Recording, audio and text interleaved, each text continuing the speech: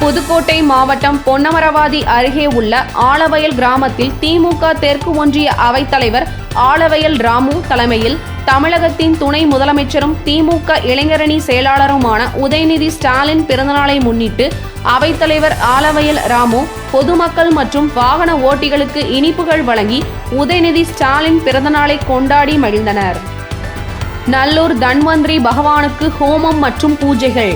திருவண்ணாமலை மாவட்டம் வந்தவாசி அடுத்த நல்லூர் சுந்தர வரதராஜ பெருமாள் கோவிலில் உள்ள தன்வந்திரி பகவானுக்கு ஹோமம் நடைபெற்றது.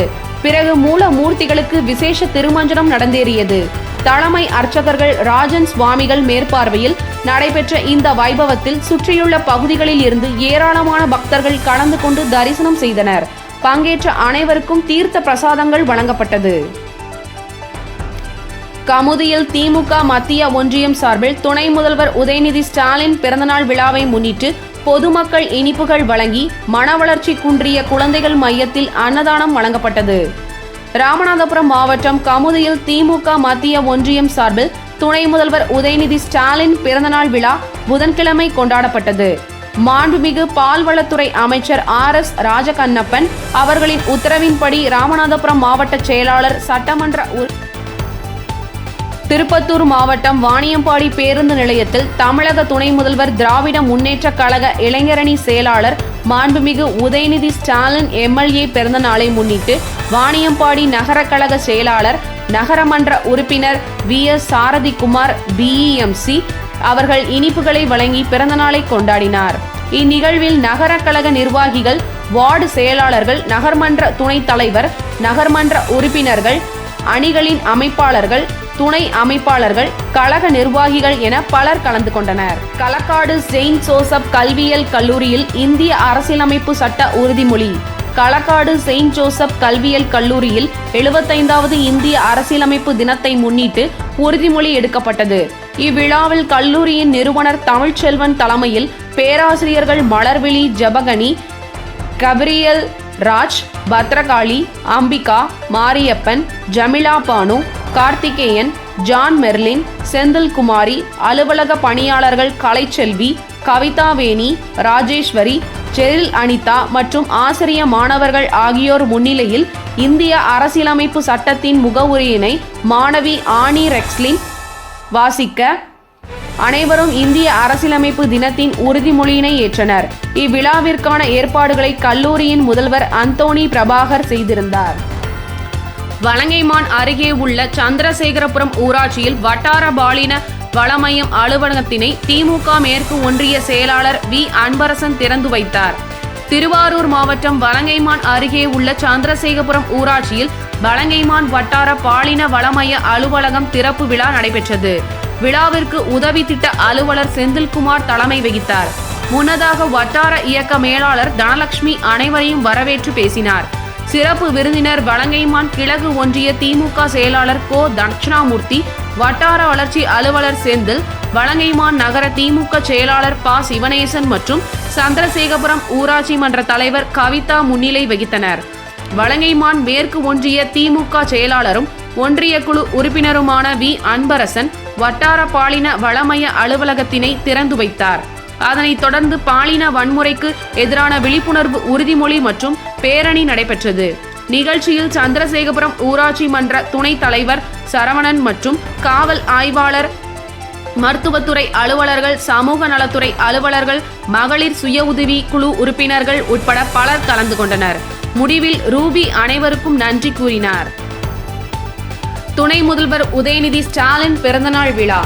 ராமநாதபுரம் மாவட்டம் மண்டபம் மேற்கு ஒன்றியம் காரான் ஊராட்சி சேதுநகர் கிளை கழகத்தின் சார்பில் GV உதயமூர்த்தி ஏற்பாட்டில் கழக இளைஞரணி செயலாளர் துணை முதல்வர் மாண்புமிகு உதயநிதி ஸ்டாலின் அவர்களின் 47வது பிறந்தநாளை முன்னிட்டு வாளாந்த தரவையில் அமைந்துள்ள செஸ்டின் முதியோர் பராமரிப்பு இல்லத்தில் இன்று காலை உணவு வழங்கப்பட்டது. இதில் தலைமை பொதுக்குழு உறுப்பினர் தண்டபாணி சிவலிங்கம், மாவட்ட பிரதிநிதி முருக பூபதி, வாளாந்தரவை ஊராட்சி மன்ற தலைவர் பூரணவேல், அயலர் அணி மாவட்ட துணை அமைப்பாளர் மகாதீர், வழுதூர் பஞ்சு, சேதுநகர் வேலாயுதம் உள்ளிட்டோர் கலந்து கொண்டு சிறப்பித்தனர். முனுகுப்பட்டு அருள்மிகு மன்னார்சாமி சமேத அருள்மிகு பச்சையம்மன் கோவில் உண்டியல் காணிக்கை என்னும் பணி. செய்யாறு அடுத்து அருள்மிகு மன்னார்சாமி சமேத அருள்மிகு பச்சையம்மன் கோவிலில் நேற்று உண்டியல் காணிக்கை என்னும் பணி நடந்தது. ரூபாய் 4,31,600 பதிவு செய்யப்பட்டு கோயில் வங்கி கணக்கில் வரவு வைக்கப்பட்டது. மேலும் தங்கம் 35 கிராம், வெள்ளி 20 கிராம் ஆகியவையும் உண்டியலில் காணிக்கை செலுத்தப்பட்டிருந்தது. ஆய்வகர்கள் ப. முத்துசாமி, ரா. நடராசன், செயலர் அலுவலர் கு. ஹரிஹரன், கணக்காளர் லோ. ஜெகதீசன் மற்றும் பி. செல்வகுமார், பி. தமிழ்ச்செல்வன் உள்ளிட்டோர் உடனிருந்தனர். திருச்செந்தூர் கோயில் உண்டியல் காணிக்கை வருமானம் ரூபாய் 4 கோடி 1.9 கிலோ தங்கமும் கிடைத்தது. திருச்செந்தூர் சுப்பிரமணிய சுவாமி கோவிலில் நவம்பர் மாதம் உண்டியல் காணிக்கைகள் மூலம் 4.07 கோடியே ரூபாய் கிடைத்தது. திருச்செந்தூர் சுப்பிரமணிய சுவாமி கோவிலில் மாதந்தோறும் உண்டியல் காணிக்கைகள் எண்ணப்படுகின்றன. நவம்பர் மாதத்திற்கான உண்டியல் காணிக்கைகள் 2 நாட்கள் எண்ணப்பட்டன.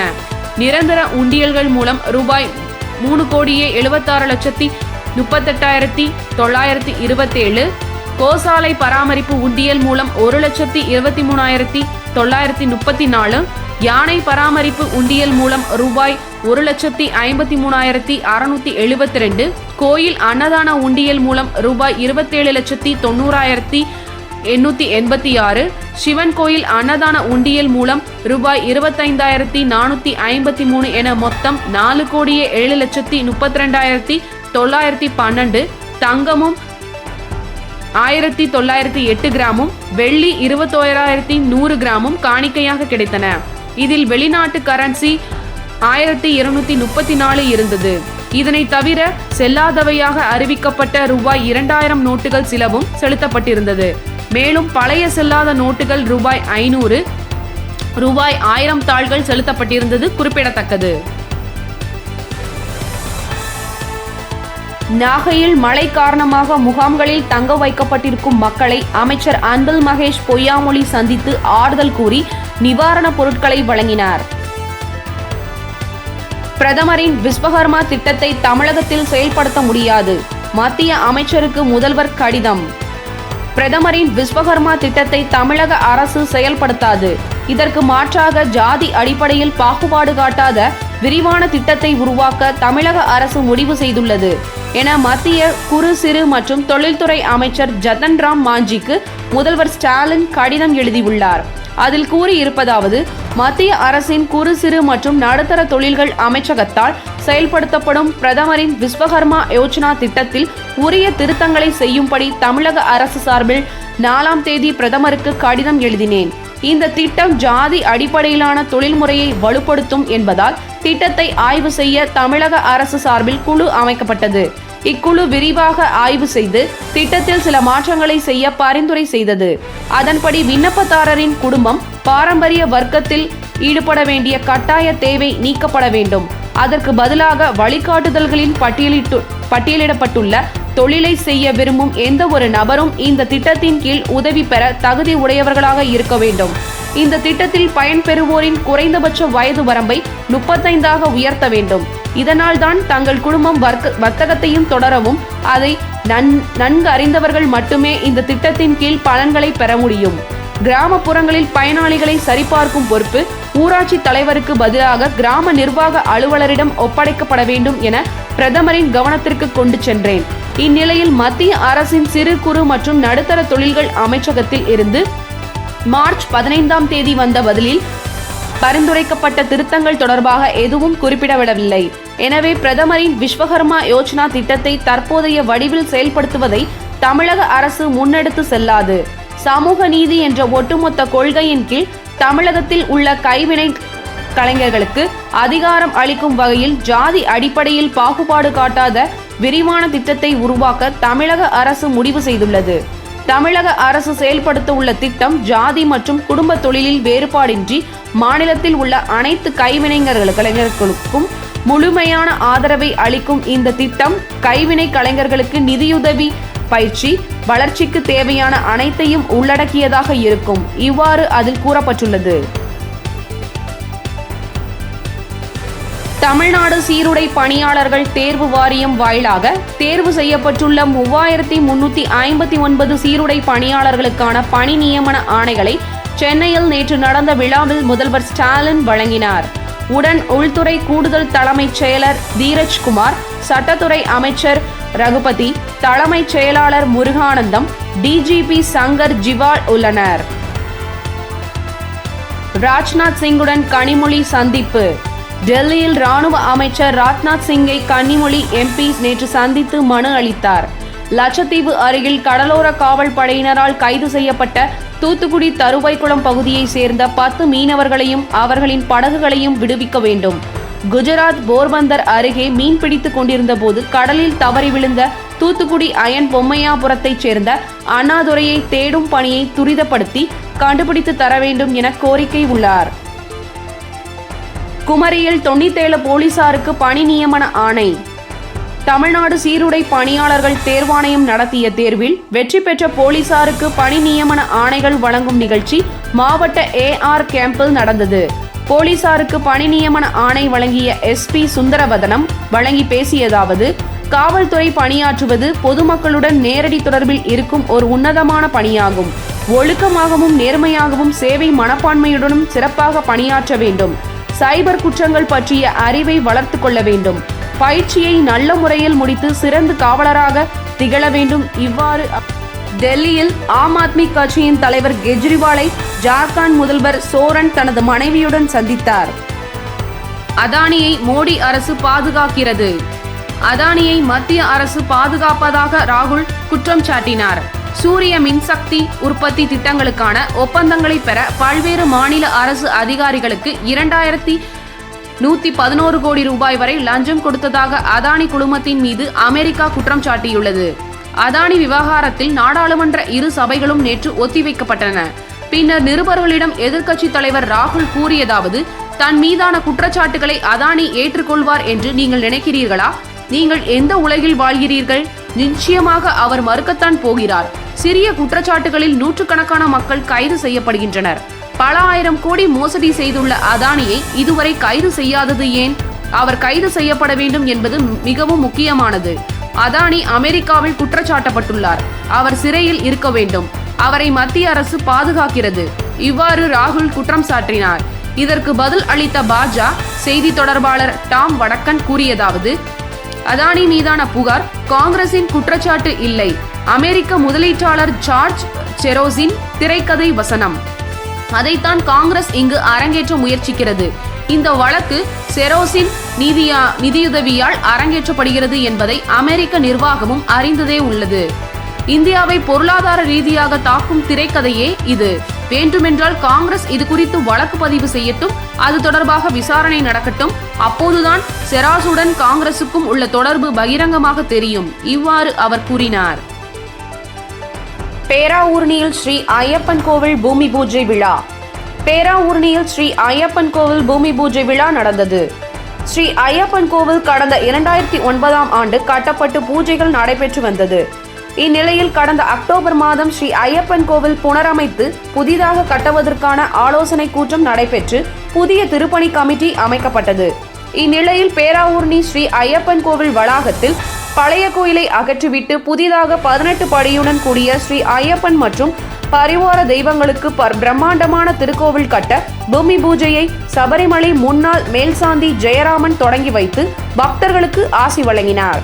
இதில் சபரிமலை ஐயப்ப சேவா சமாஜம் தேசிய பொதுச் செயலர் ராஜன்ஜி, தேசிய தலைவர் சேகர், அன்னதான கமிட்டி தேசிய தலைவர் கிருஷ்ண பாஜி, செயலர் கிருஷ்ண ஐயா, தேசிய செயலர் பிரபாகரன், டாக்டர் கணேசன், மாநில பொதுச் செயலர்கள் பன்னீர்செல்வம், ஜெயராமன், மாநில செயலர்கள் சிவராஜ் குருசாமி, ஆதி கணேஷ், திருப்பணி கமிட்டி நிர்வாகிகள் ஆறுமுகம், மணிகண்டன், முன்னாள் MLA திருஞான சம்பந்தம், பட்டுக்கோட்டை நகர்மன்ற உறுப்பினர் Jawahar Babu, coconut city inspire Lions club நிர்வாகிகள், பேரைத்துளிர் நண்பர்கள், அறக்கட்டளை நிர்வாகிகள், ஐயப்ப பக்தர்கள் மற்றும் பலர் கலந்து கொண்டனர். நிகழ்ச்சிக்கான ஏற்பாடுகளை மாநில இணை பொதுச் செயலர் கமலா நீலகண்டன் செய்திருந்தார்.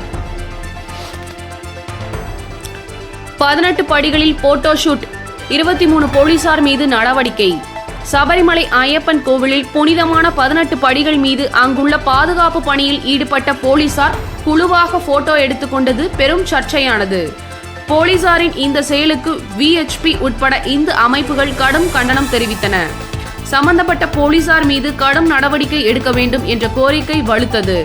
இந்நிலையில் 18 படிகளின் மீது போட்டோ ஷூட் நடத்தியது தொடர்பாக சபரிமலையில் உள்ள சிறப்பு அதிகாரியிடம் ஏடிஜிபி ஸ்ரீஜித் அறிக்கை கேட்டார். அவர் அளித்த அறிக்கையின்படி 18 படிகளின் மீது நின்று போட்டோ எடுத்துக்கொண்ட 23 போலீசாரையும் சபரிமலை பாதுகாப்பு பணியில் இருந்து உடனடியாக திரும்ப அழைத்து ஏடிஜிபி ஸ்ரீஜித் கண்ணூரில் உள்ள சிறப்பு படை முகாமில் நன்னடத்தைக்கான தீவிர பயிற்சி எடுக்க உத்தரவிட்டுள்ளார். இந்த ஒழுங்கு நடவடிக்கை குறித்து கேரள ஐகோர்ட்டில் நாளை அறிக்கை தாக்கல் செய்யப்படும் என்று போலீஸ் தரப்பில் கூறப்படுகின்றது. தமிழ் கூடல் விழா. மதுரை வளையங்குளம் அரசு உயர்நிலைப் பள்ளியில் முத்தமிழ் கலைஞர் தமிழ் கூடல் விழா நடைபெற்றது. தமிழாசிரியர் ஜெயராமன் தலைமை உரை நிகழ்த்தினார். தமிழாசிரியர் செந்தில்குமார் வரவேற்றார். சிறப்பு விருந்தினராக இளமானூர் அரசு ஆதிதிராவிடர் நல மேல்நிலைப் பள்ளியின் தமிழாசிரியரும் நல்லாசிரியர் விருதாளருமான மகேந்திரபாபு சிறப்புரை நிகழ்த்தி பள்ளி நூலகத்திற்கும் போட்டியில் வெற்றி பெற்ற மாணவர்களுக்கும் பால்யம் என்றொரு பருவம், வெற்றி கதவின் திறவுகோல் என்ற நூல்களை வழங்கினார். மாணவர்களின் கலை நிகழ்ச்சிகள் நடைபெற்றன. தமிழாசிரியை லீலா ரோஸ் மணிமேகலை நிகழ்வை தொகுத்து வழங்கினார். தமிழாசிரியர் செல்வகுமார் நன்றியுரை கூறினார். தூய்மை பணியாளர்களுக்கு போர்வை வழங்கப்பட்டது. மயிலாடுதுறை அருகே மன்னம்பந்தல் ஊராட்சி மன்ற தலைவர் பிரியா பெரியசாமி மற்றும் ஊராட்சி செயலர் ரஜினி முன்னிலையில் மன்னம்பந்தல் ஊராட்சி தூய்மை பணியாளர்களுக்கு மயிலாடுதுறை சென்ட்ரல் லயன் சங்கத்தின் சார்பில் போர்வைகள் வழங்கப்பட்டது. இந்த நிகழ்வின் line R Mathiyarasan, lion Mahaveer Chand Jain, lion S Saravanan, lion Guru Raghavendran, அரம்சை ராகவ சிவா ஆகியோர் உடனிருந்தனர். தமிழ் கூடல் விழா. மதுரை வளையங்குளம் அரசு உயர்நிலைப் பள்ளியில் முத்தமிழ் கலைஞர் தமிழ் கூடல் விழா நடைபெற்றது.